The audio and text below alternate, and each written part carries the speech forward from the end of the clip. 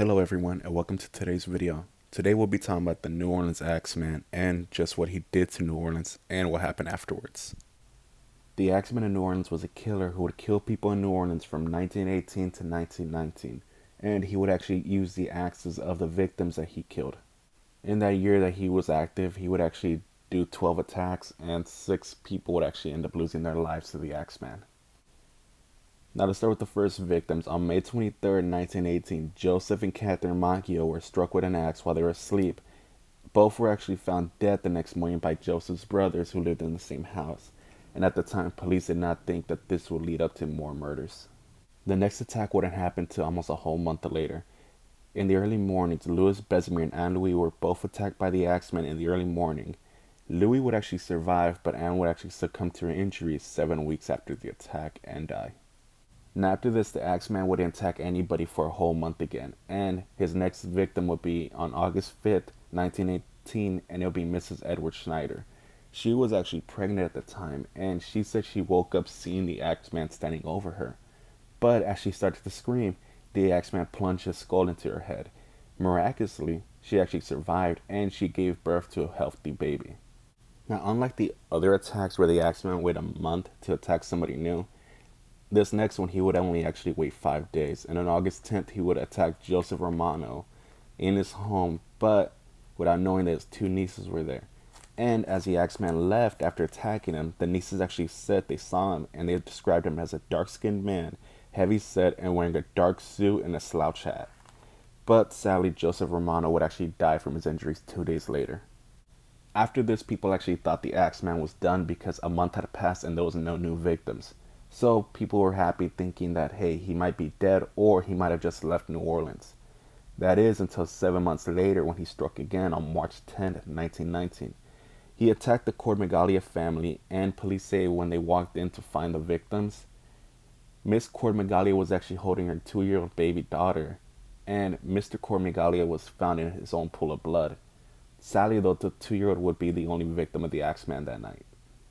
And 3 days after this attack, police would actually get a letter from the Axeman himself on March 13th, stating that he says himself that he is a demon, and he also wants every house and bar in New Orleans to play jazz music all night long on March 19th, or else he'll kill 15 minutes past midnight. And when March 19th rolled around, it was just that every house and bar in New Orleans was playing jazz. Bars are filled up from people wanting to be in there, worrying that if they weren't, they'd be the next victim.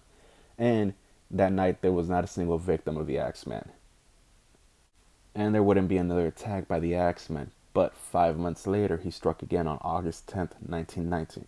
His victim was Steve Boca, and he would actually survive the attack and get away from the Axeman and be able to run to a friend's house nearby to call the police. But police had shown up too late, where the Axeman was already gone. Now, a month later, the Axeman would attack again on September 2nd, and his victim would be William Carson, a known local drug dealer.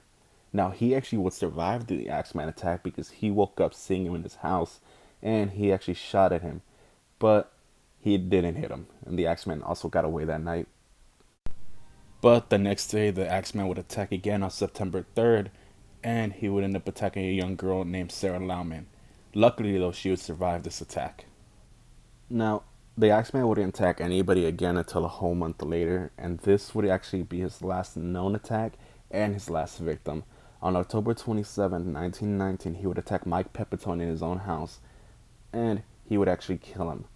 But unlike previous attacks, Mike Pepitone's wife was in the house at the time, and she heard her husband struggling. As she went to go make sure he was okay, she saw 2 men running from the house after the attack. Now, since I've already stated all the victims of the Axeman, now let's go to the evidence they have and the details that were strange about the murders. Now, the strange thing police noticed was that the Axeman wouldn't bring his own axe. He would actually use the axe of the victims in the house and use their own tool against them. Also, the other strange coincidence was that most of the Axeman's victims were Italian, and they were also grocers. Now, another thing that police don't understand was that when the Axeman would break into people's houses, he would use a chisel to pry open the back door. But the strange thing about it was that the Axeman would always leave the chisel behind, no matter what.